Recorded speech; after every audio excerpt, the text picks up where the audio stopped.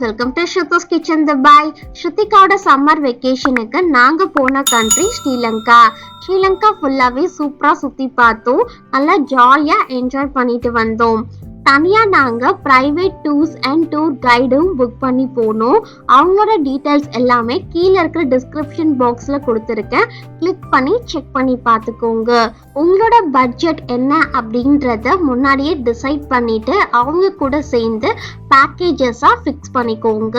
சூப்பரா அந்த பட்ஜெட்குள்ளேயே நீங்க போய் சுத்தி பார்த்துட்டு வந்துடலாம். ஸ்ரீலங்கால மெயினா கிளைமேட் சூப்பரா இருந்துச்சு. கிளைமேட்டை சூப்பரா என்ஜாய் பண்ணோம். Without any more delay, let's go to the video. Last வீடியோட கண்டினியூஷன் தான் இந்த வீடியோ. லாஸ்ட் வீடியோல நுவார்லியால நிறைய பிளேசஸ் சுத்தி பார்த்தோம். நுவார்லியா சிட்டி டவுன்ல இருந்து கரெக்டா 6 minutes டிரைவ் பண்ணி போனோம் அப்படின்னா பெட்ரோ டீ எஸ்டேட் இருக்கு.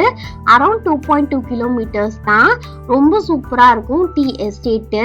நாங்க கூகுள்ல ரிவ்யூலாம் பார்த்தோம். இது ஒரு பெஸ்டா இருந்துச்சு. சரி உள்ள போய் சுத்தி பார்க்கலாம் அப்படின்ட்டு தான் போனோம்.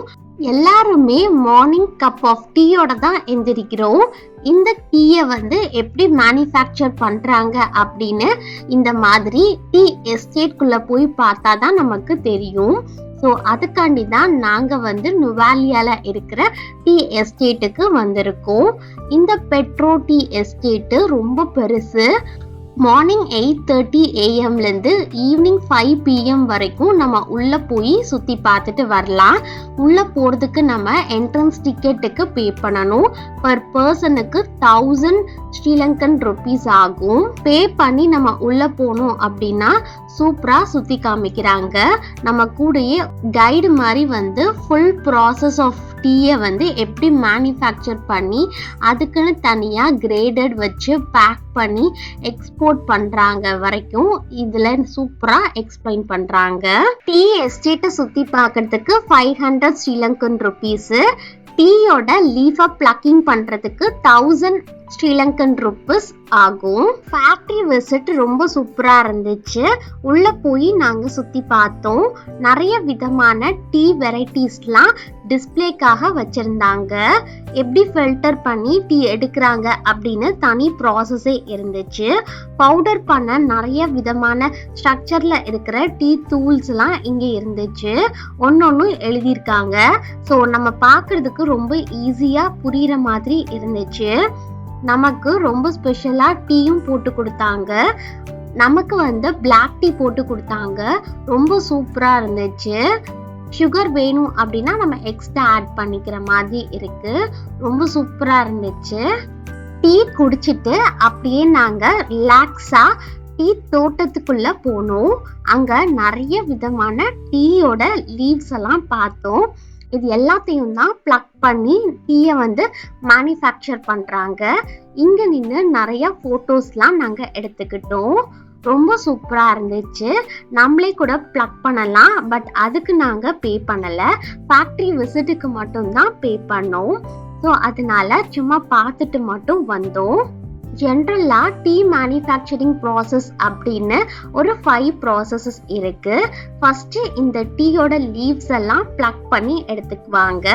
நெக்ஸ்ட் இதை பேனிங் மெத்தடை யூஸ் பண்ணி நல்லா பாயில் பண்ற மாதிரி டெம்பரேச்சருக்கு பண்றாங்க. Next process rolling.